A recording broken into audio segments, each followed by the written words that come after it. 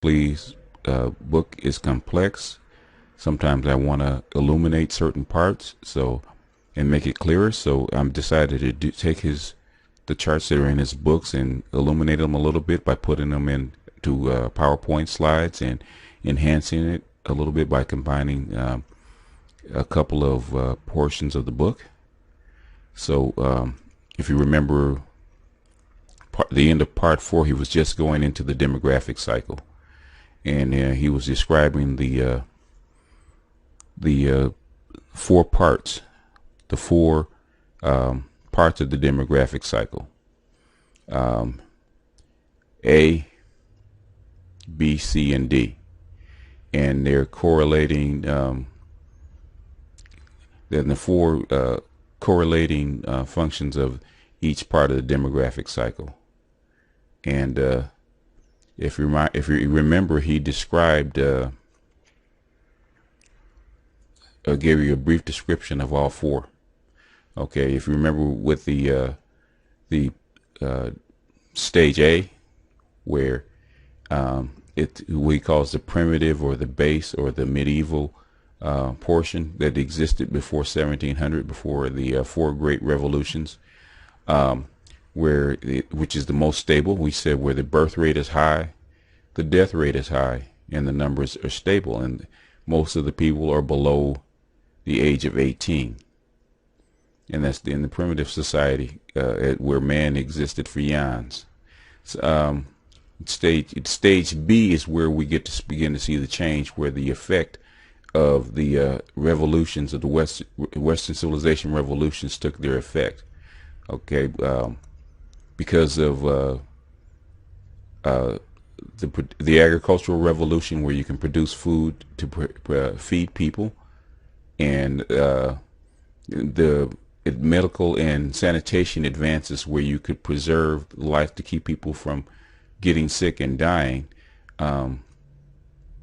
You have a high birth rate because now you can feed them, and you have the death rate falling because now you get rid of a lot of the diseases that took people's lives before they got old, and it causes the numbers to rise.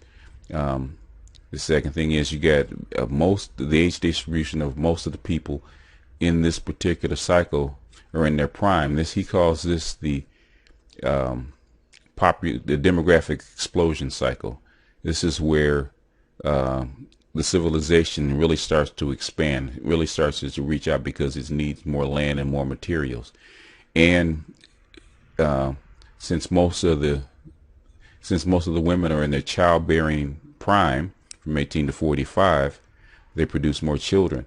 And since you have a lot of men that are also in their prime, they can actually go out and fight. They can bear arms, and they can go out and basically conquer and overwhelm other people and gather more land and more resources. Okay, the third demographic is what I call the restabilized, where the birth rate begins to fall because people become comfortable, and the death rate remains low. Notice that it's stable because you have a low birth rate and a low death rate, and that causes the stability. And in this age distribution, most of the people are middle-aged. They're then it was between 30 and 60, and I call this the restabilized portion. That's before it starts decaying. And when Quigley wrote the book, this is where the modern world, or the modern Western world, was. It had conquered. It was still powerful, and it was stable. In other words, it was a little bit more peaceful. This was the time after 1945, where the population pressure wasn't as high. And then then you see the other side, and I'm gonna attach a video, a link to a YouTube video about that, and it's exploring the Japanese Japan, the Japanese Geriatric Society, where they're in the stage D along with Europe, but they seem to have reached it a little faster than Europe has, where the birth rate is very, very low and the death rate is high because you have a lot of seniors, you have a lot of elderly, and so then their numbers are slowly declining.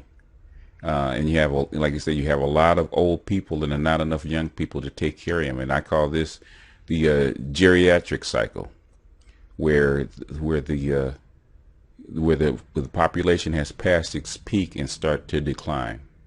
You know, this is an interesting chart because it's at the crux of following Western civilization. It's at the crux of how the core moves. We have the diffusion of the demographic cycle. You know, how these four great revolutions, or the parts of Western civilization spread out and diffuse away from the core, and you can see how they advance through each particular cycle. You know, and he put it like every 50 years they advance to each particular cycle, and you can see how how it started in Britain, you know, or Western Europe. How it started in Britain, and they reached the explosion, population explosion cycle first, and they dominated the world, or dominated Western civilization, and then it moved. France got it the next 50 years, and you can see they dominated. As you can see, as the parts of the civilization explode, they start to dominate, and then then they slowly start to stabilize, and we can see the pattern from one to the other. After 1944, they leave out the United States, you know. But the thing is, after 1944-45, you can see the Soviet explosion, and they along with the United States conquered Germany, and they, you know, when he wrote it and quickly wrote it, the Russians and the Americans both co-owned, or both co-ruled the world, one half to the other. And this is the prediction. This is the prediction that we're talking about that may or may not come true, is the rise of Asia, because they're the last to get the parts of Western civilization, and they're the last people to actually get the what they call the population explosion, the demographic explosion. Not necessarily in China, because China had so many people and it was artificially restricted and they were already large. But India, you know, a lot of East Asian countries like Ceylon, or Pakistan, those kind of places, they started to get this particular explosion in this particular cycle. You know, you can also include Africa and Latin America in that. You know, they're just now starting to gather the pieces of Western civilization and form it into something, and they're developing, and they're getting the same explosion that Western civilization did. You notice that America is importing a lot of people from Latin America as labor, and the same thing with Europe. They're importing Asians and Islamic people into Europe to work because they are falling below replacement. Okay, our last slide is the development sequence, and here you see the 7 different important traits of Western civilization and their development, and in the order of which they attain these different traits. As you can see, these are in order and organic.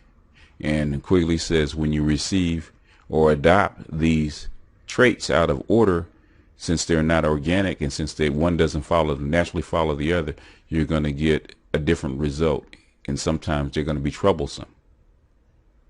You know, you can see how Western Europe had its ideology first, It's security or revolutions in weapons second, which you had security. You had the agricultural revolution, where they can actually grow food for a large number of people that gathered that uh, released labor, that went into the industrial revolution.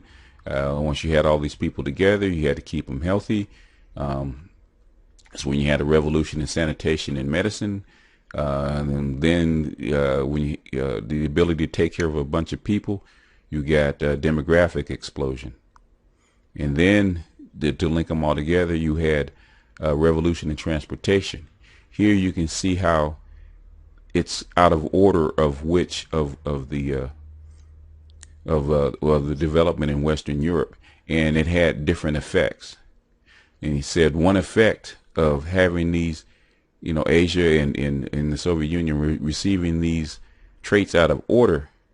The first thing is when they received weapons. Okay, they received the weapons technology before the Industrial Revolution and the Agricultural Revolution, which are here. So when they received weapons that late, the common man couldn't afford it as they could in here in Western Europe. So since he goes through the spiel of how the weapons were affordable and cheap, and they could be acquired as the common man could acquire it just as well as the government could. So the government could not oppress them; they couldn't force them to do anything. Whereas here, since it was in reverse, the common man couldn't afford the weapons, and the government could. So the government could oppress them, and you had so here you had an authoritarian government, and here you had a democratic government, just by the fact of how they received weapon technology and how the Industrial Revolution and the Agricultural Revolution happened. And he said there's another point, that the sequence of the agricultural, industrial, and transportation revolution made it possible for Europe to have a rising standard of living and very little rural oppression, since the agricultural revolution provided food and thus labor for the industrialism and for transport facilities. So, but Asia got these backwards. They got not backwards, but in different order. So the labor could be obtained from, because you can keep more people alive, because the sanitary medical revolution caused the demographic explosion, but the labor couldn't be fed, with excess food, because you didn't have it, because you got this before this and that. So the only way you could feed all the people that you got for the Industrial Revolution is from oppressing the peasants. So the only food you could get was go down and take it from the peasants and send it to the city, which caused a bunch of revolts, caused a bunch of dead peasants. If you look at the 5-year plan of Stalin, you can see the oppression that he had to do to force the people, or force the peasants to grow food for an industrial revolution that they couldn't afford. The second thing is that the revolution in transportation and communications. Okay, this doesn't come out of nowhere. Okay, you have to have steel. You have to iron and steel for railroads, and you got to have copper for copper wires, and you have to be able to you have to have an industry to produce this. But since they got the Industrial Revolution before this came, the only way that other countries could acquire it is by either borrowing money or taking the money from the peasants. So while other parts of the world borrowed money and became indebted to Europe, the Russians and the Asians didn't like to be in debt. So guess where they got